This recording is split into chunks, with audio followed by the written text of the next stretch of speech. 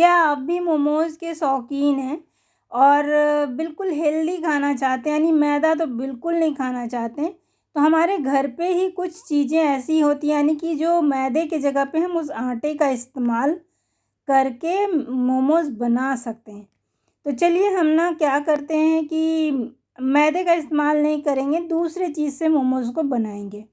तो यहाँ पे मैं गैस ऑन कर दी हूँ और इसमें डालना है हमें पानी। तो मेज़रिंग कप अगर है तो ठीक है, नहीं है तो जिस भी कटोरी से आप पानी लेंगे, उसी से आपको आटा भी लेना है और पानी भी बराबर-बराबर लेना है। तो मैं यहाँ पे 1.5 कप इस मेज़रिंग कप से डाली हूँ और इसी में से पानी ले कर के नमक डाल दूँगी, जिसे कि घोल करके हम यहाँ डालेंगे। कई बार आप देखते होंगे कि नमक के अंदर थोड़ा-सा ऐसे रेत-रेत किरकिरा सा होता है, तो मैं कोशिश करती हूँ कि घोल कर जिन चीज़ों में हम घोल कर डाल सकते हैं, घोल कर ही डाल दें।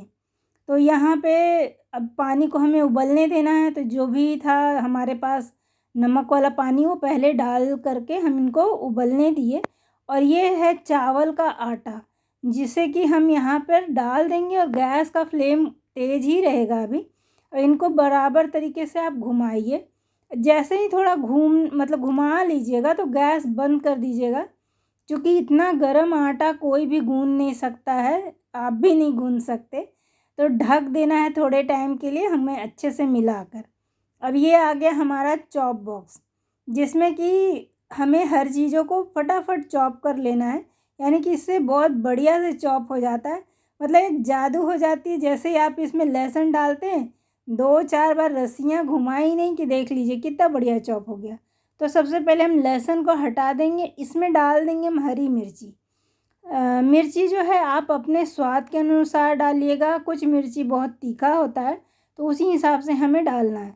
साथ में हमने डाला धनिया पत्ती और ये मिर्ची जो है ना बहुत बढ़िया चॉप हो जाएगा। अभी इसको हम या तो आप निकाल भी सकते हैं, या तो फिर इसमें ही प्याज को बारीक कर लीजिए। मतलब अगर धनिया पत्ती नहीं भी निकालते हैं तो थोड़ा और बारीक हो जाएगा, मतलब थोड़ा बहुत जो भी मोटापन होगा उसमें वो बारीक हो जाएगा। अब ये है आपका पत्ता गोभी, यानी कि पत्ता गोभी इस मौसम में बहुत अच्छा टेस्ट नहीं होता है, तो मैंने क्या किया, थोड़ा सा गर्म पानी से धो करके इसको उसी में दरदरा कर लिए। अभी आ गई आटे की बारी, यानी आटा हमारा नरम हो, मतलब नॉर्मल गरम है, तो इसको फटाफट गूँध लीजिए। और फिर बच गया एक लास्ट बच गया पनीर, जिसे हम इसी चॉप बॉक्स में उसी तरीके से चॉप कर देंगे तो वो बारीक हो जाएगा। फिर से हम कढ़ाई चढ़ाएंगे और यहाँ पे मैंने डाला है ऑलिव ऑयल। तो आपकी मर्ज़ी जो पसंद हो, आप चाहें तो इसे बटर के साथ भी बना सकते हैं, पर अगर हेल्दी खाना है तो मतलब जो हेल्दी तेल हो, आप जिसे हेल्दी मानते हों, उसी तेल का इस्तेमाल कीजिए। हाँ, बटर डालेंगे तो थोड़ा-सा टेस्ट और अच्छा मतलब बढ़ जाता है। तो सबसे पहले मैंने पत्ता गोभी को भून दिया, जिससे कि टेस्ट बहुत बढ़िया बढ़ जाता है। पत्ता गोभी को जैसे ही भूनते हैं आप, तो देखिए कि बहुत बढ़िया टेस्ट आता है। अब पत्ता गोभी जब भून जाए तो पहले लहसुन डाल के भून दीजिए, बाकी जो है उनको ये जो धनिया पत्ती, हरी मिर्च और पत्ता गोभी था, सॉरी पत्ता गोभी नहीं, प्याज, साथ में हम इनको भून लेंगे। फिर हमने डाला है काली मिर्च। अब थोड़ा-सा पिज़्ज़ा मिक्स डाल देंगे तो टेस्ट तो बहुत बढ़िया बढ़ता ही है, आपको पता होगा। जो लोग पिज़्ज़ा खाते हैं उनको पता है कि इन्हीं चीज़ों से पिज़्ज़ा में बहुत बढ़िया टेस्ट आता है। थोड़ा है ऑरिगेनो, और उसके बाद हमें इसे आराम से भून लेना है। अब स्वाद अनुसार नमक, जो कि बहुत ज़रूरी है, नमक अगर आप भूल जाएँगे तो सारा स्वाद ख़राब हो जाएगा। तो इन सब को अच्छे से मिला लीजिए। मिलाने के बाद अब पनीर को जो आपने दरदरा करके रखा है, यानी उस बॉक्स में पनीर भी इतना बढ़िया चॉप हो जाता है कि बिल्कुल आटे की तरह गूँध जाता है। तो इसको यहाँ पे हमने चॉप बॉक्स में करके रखा था, तो वो डाल दीजिए। डालकर 1-2 बार अच्छे से भून दीजिए। अभी इसका टेस्ट जो है ना बहुत बढ़िया हो गया है, तो आप चाहें तो थोड़ा-सा टेस्ट कर सकते हैं। टेस्ट करना इसलिए भी ज़रूरी है कि नमक कम अगर है तो आप डाल सकते हैं, ज़्यादा अगर है तो फिर पनीर या फिर प्याज़ डाल कर के उसका नमक का जो तेज़पन है उसे कम कर सकते हैं। आटा गुन गया है, यानी आटा एक ध्यान दीजिएगा थोड़ा नरम आटा गूंदिएगा। कड़क गूंदेंगे तो बार बार जब आप पूड़ियाँ बनाएंगे ना तो टूट फूट जाएगी। तो ध्यान दीजिएगा चावल के आटे में, ये बहुत ज़रूरी है। अभी हम यहाँ पे क्या करेंगे कि जितनी लोई आपको तैयार करनी है इस तरह से कर लीजिए। करने के बाद इसे बेल लेना, यानी जिस तरह से हम पूड़ियाँ बेलते हैं वैसे ही बेलना है। चूँकि हमें बहुत बड़ा तो बनाना नहीं है।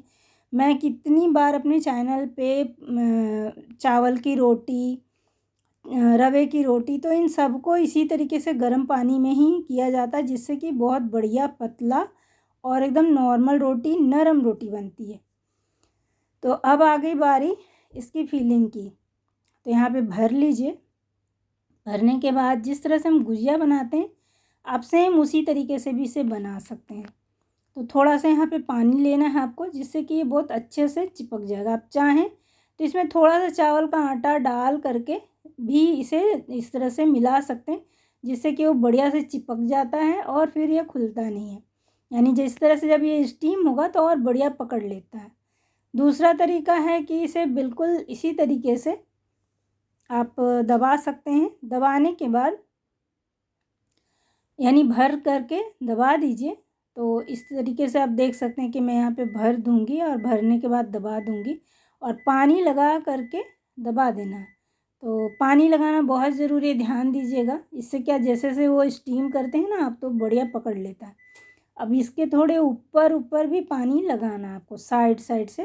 तो यहाँ पे क्या करना, आपने देखा होगा कई लोग इस तरह से पॉकेट वाली कई रेसिपीज़ बनाते हैं।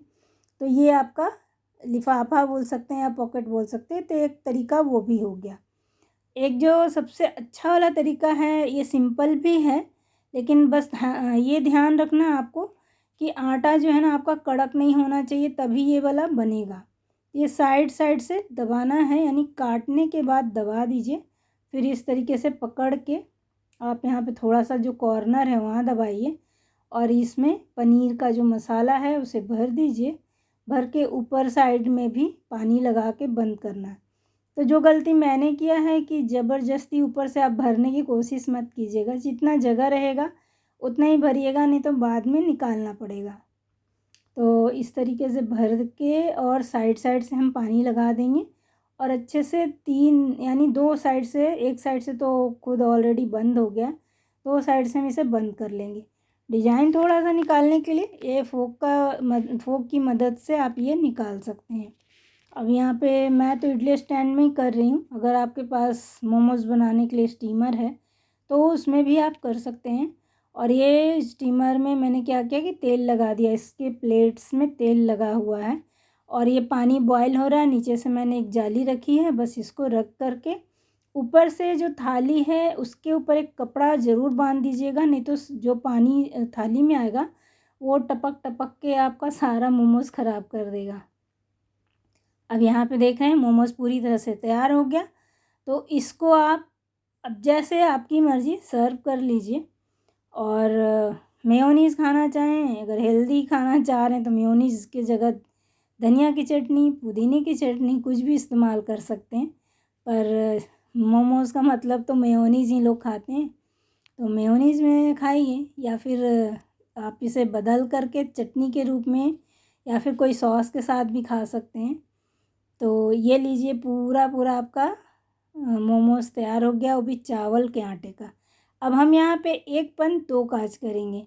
तो दूसरे दिन भी या फिर अगर दूसरे टाइम पे आपका ये मसाला बच गया, तो जैसा कि हमारा बच गया था, तो मैंने क्या किया कि पराठा बना करके बच्चों को खिला दिए। बहुत खुश हो गए वो, क्योंकि इसे ज़्यादा लंबा टाइम नहीं रखना है, नहीं तो आपका जो मसाला है बिल्कुल ख़राब हो जाएगा, फ्रिज के अंदर भी ख़राब होगा।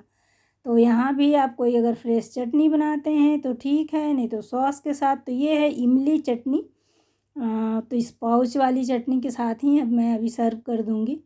तो जो भी खाएंगे खुश हो जाएंगे और बढ़िया मस्ती से खा लेंगे, क्योंकि उन्हें भी एक नया रेसिपी मिला है खाने के लिए।